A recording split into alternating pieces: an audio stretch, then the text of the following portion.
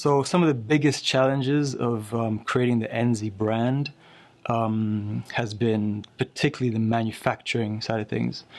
Because traditionally, as a designer, I would design the shoe, and then we would work with our production partners, and they would take over everything, you know, and they would just give me back a finished shoe, which I amend and would take it to market.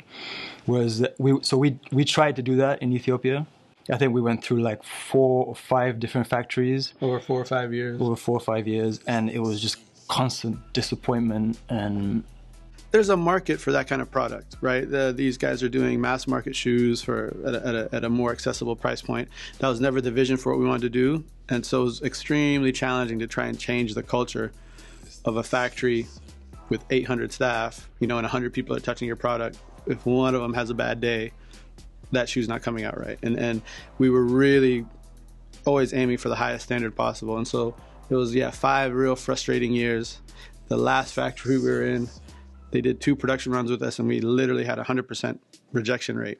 It was almost the end of the idea, because we didn't think there was any way to make shoes to the standard that we wanted. If it wasn't going to be to that standard, we didn't want to send it out. So that's when, with Jawad, we started to set up our own small operation, where it wasn't as big, or it wasn't as impressive size-wise, but the product of our quality, you know, was by far the best shoes we had ever made. I think also the advantage is that I come from a design background, but I also learned shoemaking. So when we couldn't succeed with the factories we were working with, I basically was able then to do a lot of the stuff myself, like create the patterns and kind of like sit down with the team and tell them what to do and what not to do. And I think that was a big part of us, the success of setting up our own little workshop, little atelier.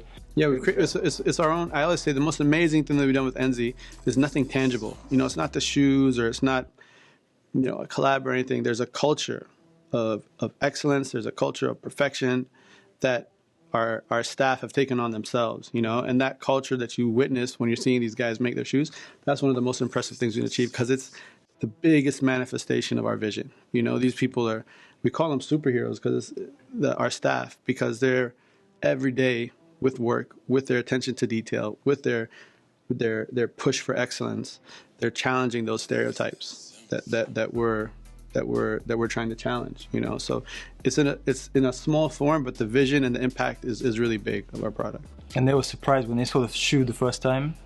They were surprised. They're like, "Wow, we made this!" Right? Yeah. Our staff, they couldn't believe it. They couldn't believe it. The first shoes that they saw that they made, we can do this. That's the value of educated, exposed people like us coming back and just helping lift the standards a little bit. Just a bit. That's what you need. Just a bit.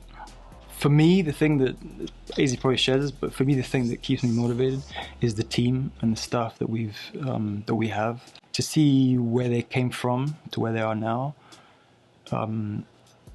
it's just that's the main thing that keeps me wanting to. I mean, I want them to continue to be employed. You know, basically, we've changed their lives pretty much. Yeah. I mean, they're like, anyway, I'll let you maybe go. Yeah, no, it's one of the main motivations. We pay a genuine livable wage.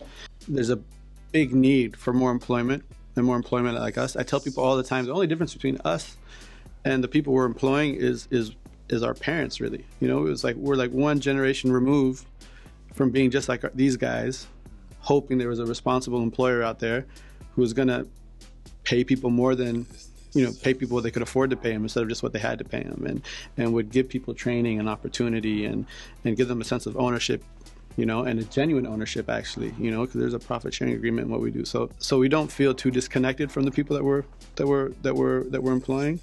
That's a big motivation for us is, you know, more people in that part of the world need that kind of jobs. I think also just it's been real encouraging to see, again, the vision manifest when people are really encouraged and surprised by the quality of the raw material and the quality of the craftsmanship that's possible in Ethiopia. So that's a big motivation as well.